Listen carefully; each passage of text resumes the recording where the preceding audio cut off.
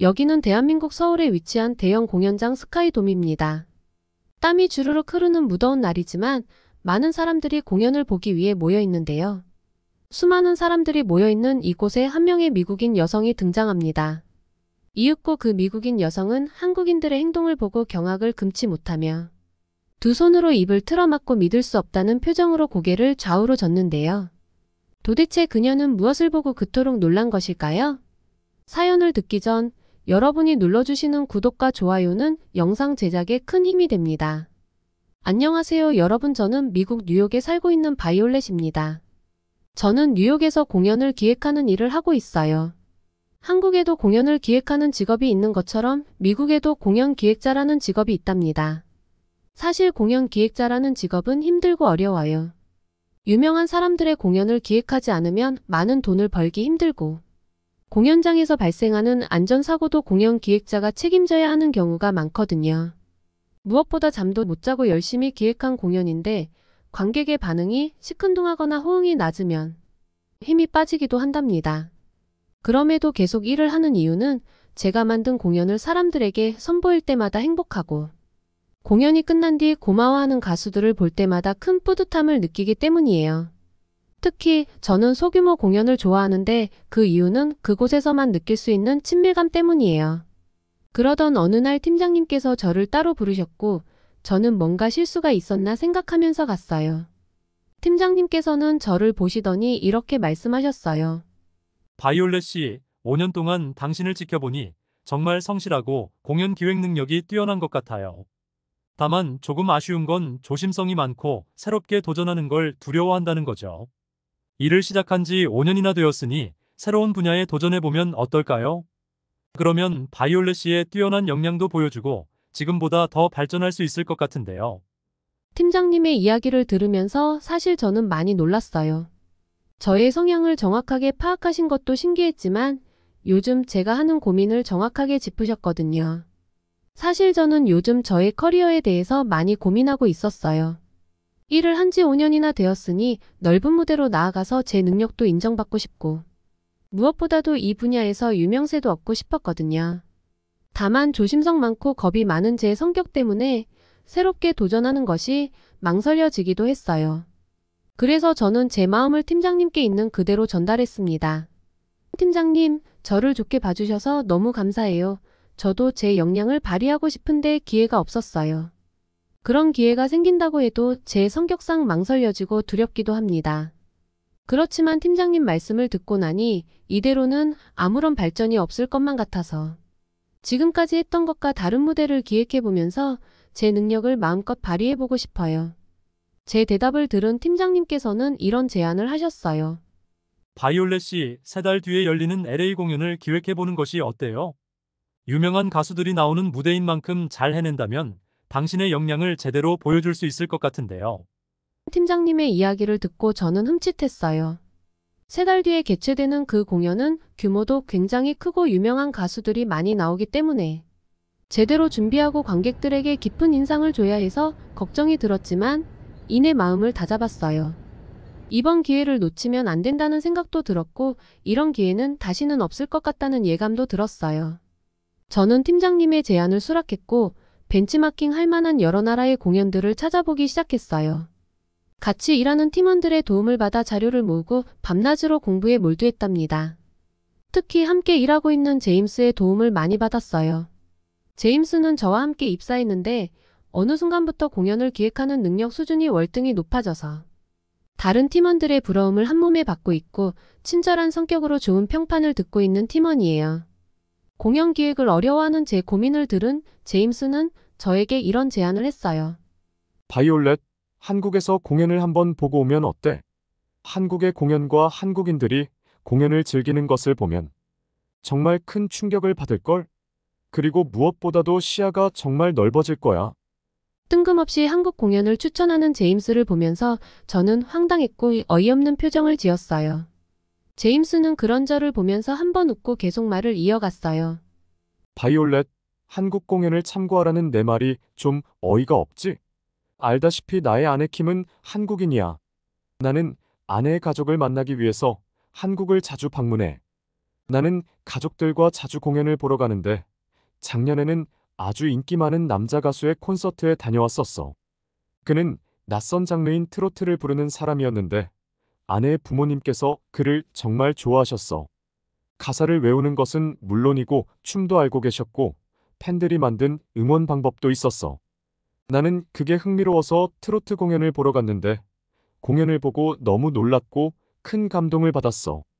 그 후 나는 한국의 공연 영상을 찾아보기도 하고 온라인 공연을 예매해서 집에서 보기도 해. 그들은 나에게 정말 많은 영감을 주거든. 바이올렛 너에게 한국은 분명 큰 도움이 될 것이라고 나는 확신해. 저는 제임스가 하는 이야기를 이해하기 너무 어려웠어요. 저는 한국에 큰 관심이 없었고 무엇보다 한국이 어떤 나라인지도 잘 몰랐거든요. 저에게 한국은 그저 아시아에 있는 작은 국가일 뿐이었어요. 그리고 전쟁을 겪은 분단 국가라는 것과 여전히 전쟁의 가능성이 높은 위험한 국가라는 사실이죠. 무엇보다 한국은 1997년에 IMF 금융위기를 겪으면서 많은 돈을 빌렸다는 것과 빚을 갚기 위해 많은 사람들이 힘들어했다는 것을 뉴스로 본 적이 있고 그 뉴스를 통해서 한국은 엄청 못 사는 곳이라는 생각도 들었어요. 또한 아시아의 선진국인 일본과도 앙숙이라고 들었어요. 일제강점기라는 아픈 역사로 인해 한국인들은 일본에 대해 불편한 감정이 있다는 것을 듣고 한국인들은 우울하고 부정적일 것 같았거든요. 무엇보다 일본의 잔재가 많이 남아있을 것 같아서 좋은 이미지의 국가는 아니었던 것 같아요. 한국뿐만 아니라 일본도 저에게 안 좋은. 저는 2021년 도쿄올림픽 개회식 분석을 위해 일본으로 출장을 다녀온 적이 있었어요. 일본은 발전한 국가임은 틀림없었지만 일본 특유의 문화는 저를 정말 힘들게 했어요. 일본인들은 다른 사람의 눈치를 엄청 보는 만큼 다른 사람들의 말과 행동에도 눈치를 많이 줬어요. 미국인들은 대화할 때 다양한 표정을 짓거나 크게 웃으면서 적극적으로 반응하는 편인데 일본인들은 적극적으로 반응하는 걸 꺼려했고 누군가 그렇게 하는 것을 부담스러워 하더라고요. 무엇보다도 개회식 공연을 보던 외국인들이 크게 박수를 치거나 호응하면 눈치를 주기도 했어요. 신나게 응원을 해야 할 때도 남의 눈치부터 살피는 일본 특유의 문화가 이해되지 않았고 지리적으로 가깝고 일제강점기를 겪었던 한국에도 일본 특유의 분위기가 남아있을 것 같아서 저는 한국 출장이 부담스럽게 느껴졌답니다. 한국에 대한 제 생각을 솔직하게 제임스에게 말했고 제 말을 들은 제임스는 어이없다는 웃음을 지으면서 자신의 한국인 아내가 이 말을 들었으면 정말 서운해했을 것 같다고 말했습니다.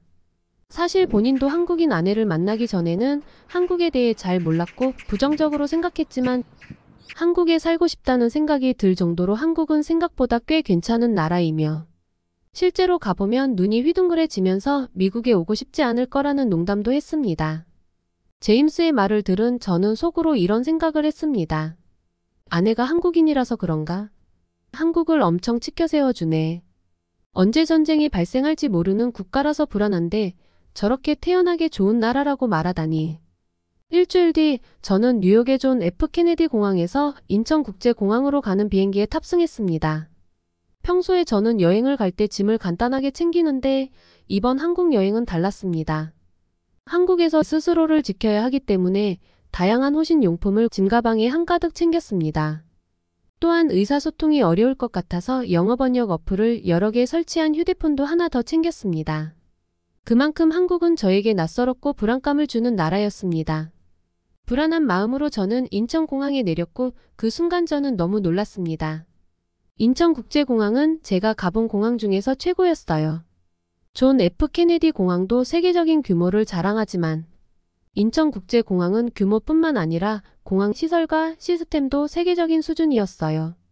세계 어느 공항도 인천국제공항만큼 외국인을 지원하고 배려하는 곳은 없을 것 같아요. 명확한 영어를 사용한 안내판이 있어서 어려움 없이 공항 시설을 이용할 수 있었고 짐을 찾는 것도 다양한 시설을 이용하는 것도 너무나 쉽고 간편했어요. 그리고 공항에서는 정말 다양한 서비스를 지원해주고 있었어요. 와이파이 기계 대여, 렌트카 신청 서비스와 수화물 운반 서비스는 세계 최고 수준이더라고요. 그리고 공항에서 누군가를 기다리는 사람들의 모습도 인상적이었어요. 남의 눈치를 보면서 조용하게 있는 것을 미덕으로 여기는 일본과는 달리 한국인들은 꽃다발을 들고 가족을 기다리고 두 팔 벌려 환영하는 모습이 참으로 아름다웠어요. 일본과는 달리 활기차고 시끌시끌한 한국의 분위기가 저는 너무 좋았어요. 그리고 이토록 비약적인 발전을 이룬 한국을 부정적으로 생각하고 후진국이라고 여겼던 제가 부끄러웠고 지나가는 한국인들에게 사과하고 싶을 정도로 미안했습니다. 저는 서울 중심가에 있는 호텔을 미리 예약했고 그곳으로 가기 위해 걸음을 옮겼습니다. 저는 버스를 타고 가고 싶었지만 지하철로 가는 것이 더 빨라서 큰 결심을 하고 지하철을 타기로 했습니다. 왜 큰 결심을 했는지 여러분들도 아실 것 같아요. 미국의 지하철은 정말 최악이거든요. 범죄가 많이 발생해서 무섭기도 하고 출발과 도착 시간이 제대로 지켜지지도 않아요. 지하철역과 내부는 많이 덥고 답답하며 지저분한 편이랍니다. 그래서 저는 인천국제공항은 정말 멋있었지만 지하철은 미국과 비슷한 수준일 거라고 생각해서 가급적 지하철은 타고 싶지 않았어요. 지하철역으로 가는 방법을 한 번 더 확인하기 위해서 저는 공항 직원에게 길을 물어보고 싶었어요. 다만 일부 한국 사람들은 무뚝뚝한 표정으로 있어서 화가 난 것처럼 보였고 답을 잘 해주지 않을까 걱정되기도 했고 일본 사람들처럼 영어를 못할 것 같아 불안했습니다. 불안한 마음으로 공항 직원에게 지하철역까지 가는 방법이 맞는지 영어로 물어봤고 그 직원이 저를 빤히 바라보길래 저는 속으로 이런 생각을 했습니다. 뭐야? 사람을 왜 이렇게 빤히 보는 거지? 혹시 이 사람도 일본인처럼 영어를 잘 못하는 건가? 잠시 후 직원은 질문을 이해했다는 듯이 밝게 웃더니 유창한 영어로 답을 해주고 심지어 더 빠른 길을 친절하게 안내해줬습니다. 유창하게 영어를 사용하는 직원을 보고 저는 정말로 놀랐습니다. 무엇보다 눈을 지그시 응시하며 이야기하는 모습이 제게 집중하는 것 같아서 기분이 좋았습니다. 저는 즐겁게 지하철역으로 이동하고 있었는데 제 옆을 지나던 한국인 부부가 짐가방을 살짝 쳤고 그들은 바로 영어로 사과를 했고 저는 괜찮다고 했습니다. 한국인 부부는 저를 지그시 바라보면서 한국에서 좋은 기억만 가지고 가기를 바란다고 말했어요. 아니, 한국 사람들은 어떻게 이렇게 영어를 잘하고 다른 사람과 대화할 때 눈을 바라보면서 상냥하고 친절하게 이야기할 수 있는 걸까? 이런 건 어디서 배우는 걸까? 저는 궁금해졌습니다. 이런 궁금증을 가지고 저는 지하철역으로 갔고 도착했을 때 망치로 머리를 맞은 것처럼 멍해졌어요. 미국 지하철과는 모든 것이 반대였거든요. 한국 지하철역은 정말 누워서 자도 될 만큼 너무 깔끔했고 어디에서도 악취가 나지 않았습니다. 와이파이 덕분에 휴대폰을 편하게 사용할 수 있었고 에스컬레이터를 타고 쉽게 이동할 수 있었어요. 그리고 휠체어를 탄 사람들이 이동할 수 있는 리프트가 있는 것을 보고 한국이 사회적 약자를 얼마나 많이 배려하는 나라인지도 알 수 있었답니다. 그리고 지하철역을 이용하는 수많은 사람들 모두가 매너 있었어요. 새치기를 하는 사람도 없고 위험한 물건을 손에 들고 다니는 사람들도 없었어요. 미국 지하철은 탈 때마다 범죄의 대상이 될까봐 무섭고 불안했는데 한국은 전혀 그렇지 않았어요. 지하철을 타고 나서 한 번 더 놀랐습니다. 지하철은 호텔이라고 해도 될 만큼 청결했고 여기서도 한국인들은 친절했어요. 제가 큰 짐가방을 들고 탑승하자 넓은 공간에 서 있던 아주머니께서 자리도 양보해 주셨어요. 또한 지하철 곳곳에 설치된 안내판은 다음 역과 내려야 할 문을 알려줬고 다양한 언어로 방송해줘서 저는 내려야 할 곳에서 잘 내릴 수 있었어요.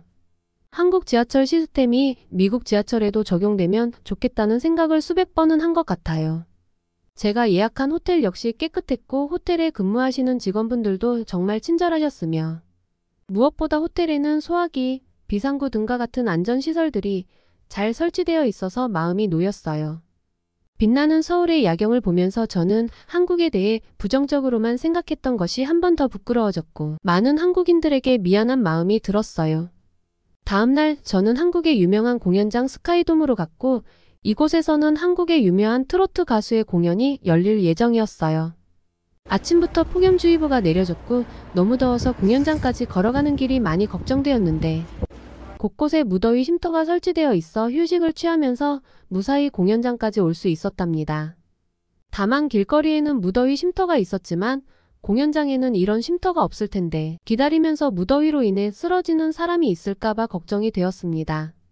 그리고 공연장에 많은 사람이 몰리면 싸울 수도 있다는 점이 걱정되었습니다. 그런데 저는 공연장 입구에 들어서는 순간 너무 놀랐습니다. 인천공항과 지하철역을 갔을 때와 비교도 안 될 정도로 놀랐고 저도 모르게 입을 틀어막았습니다.